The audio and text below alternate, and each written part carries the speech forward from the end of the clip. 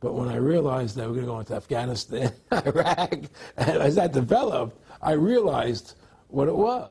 I mean, to me, I see people like Bill O'Reilly on television, right?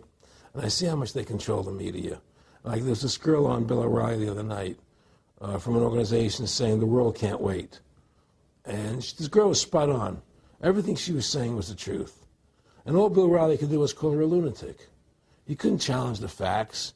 They just call people names. They can't, and until we just find that, look, this world, we're heading into a world of danger, possible nuclear wars, you know, because the banking industry is trying to take over the world. 9/11 is the beginning of the war on terror.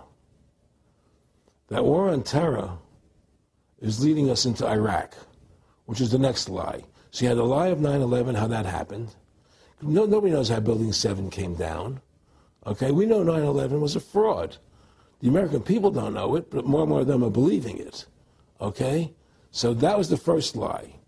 Besides the inception, I'm not going back to the inception of the Federal Reserve, that original lie. But 9/11 was the first lie in this present state we're in. 9/11 is the kickoff of the war against the American people and the people of the world. 9/11 was a phony. It's a fraud. It didn't happen the way they told us it happened. Now, because of 9/11, we then had the authority to go into Afghanistan and Iraq. Iraq didn't have weapons of mass destruction. Okay? So that was the next lie. Now they're talking about going into Iran.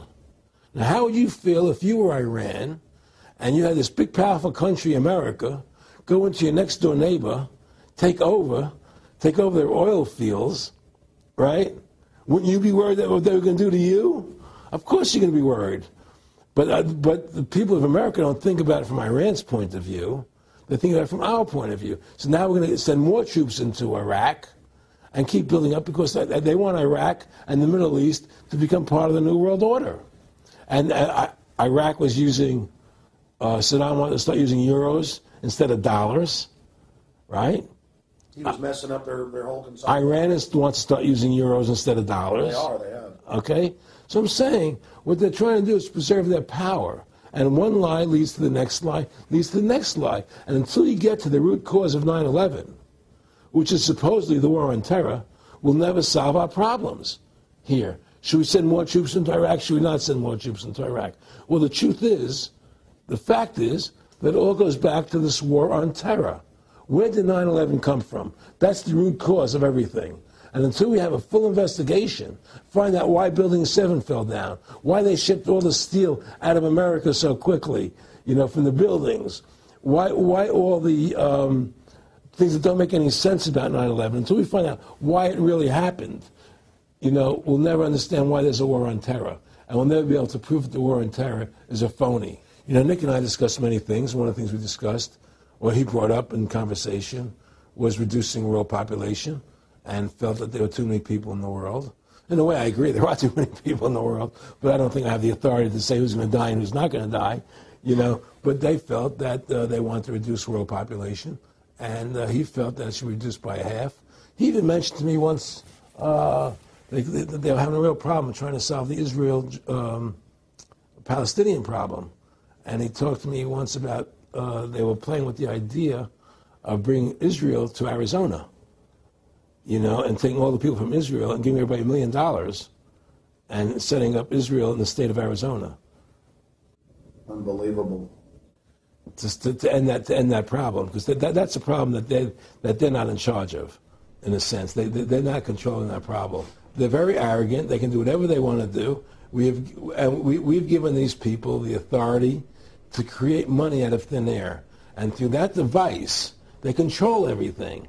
And if you want to win the battle to stop that, you have to deny them the ability to create money. It's only because they can make money that they have all this power.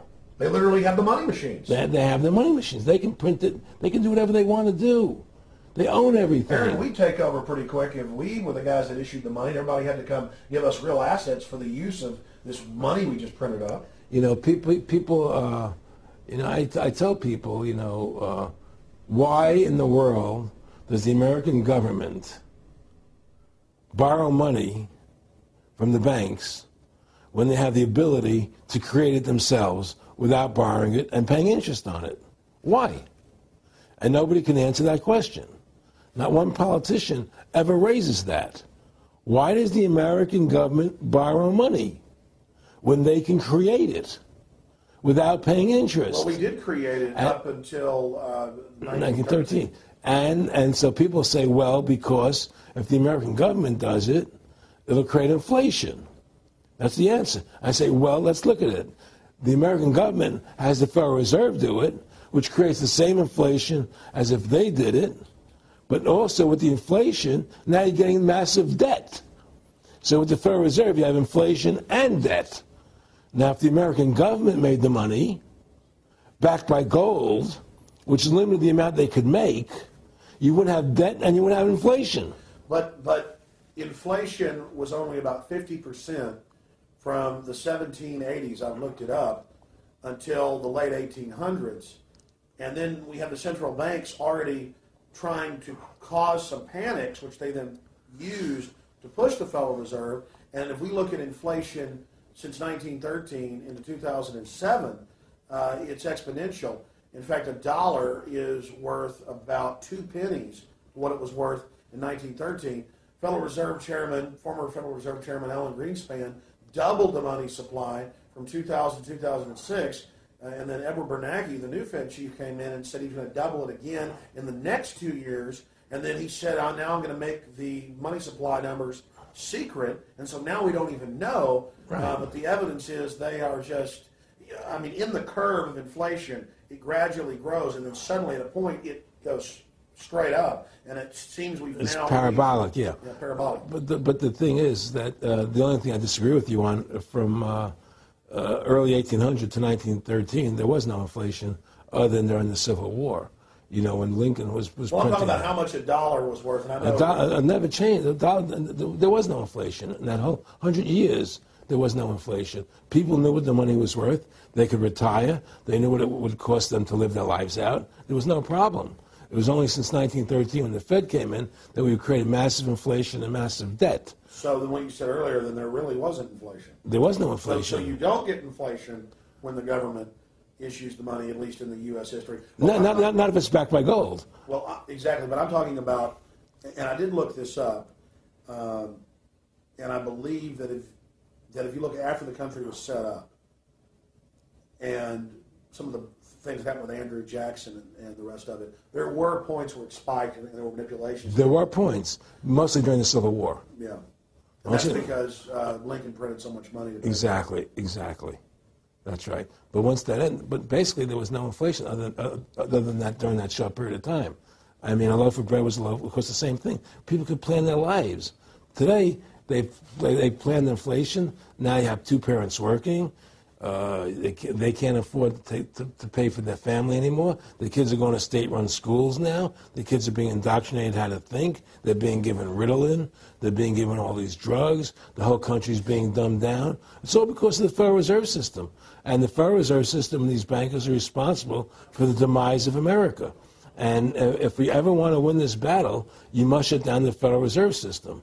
And we must shut down these bankers and restore sound money to this country. Will you talk a little bit about some of the families that own the private Federal Reserve, the stock in it? And I mean, obviously, you say you're not a big expert on Bilderberg Group, but you talk about how it's the same system worldwide. It is the same families. They meet and kind of set the policy each year, and then it goes to the Royal Institute of International Affairs in England, it goes to the CFR in the U.S., and then these are their management bodies where they wield control, really the de facto Congresses over the nation. So, I mean, I would like you to speak some about the families that own and run the Federal Reserve, and if you can't connect it into these other international bodies. Well, I can't speak to those families because I can only speak about, you know, what I know for fact. Everything else is speculation, and I don't like to speculate. You know, I know about Rockefeller because I was friends with him. We talked about it, and I can tell you firsthand. What did Rockefeller tell you about the Federal Reserve and their family owning part of it?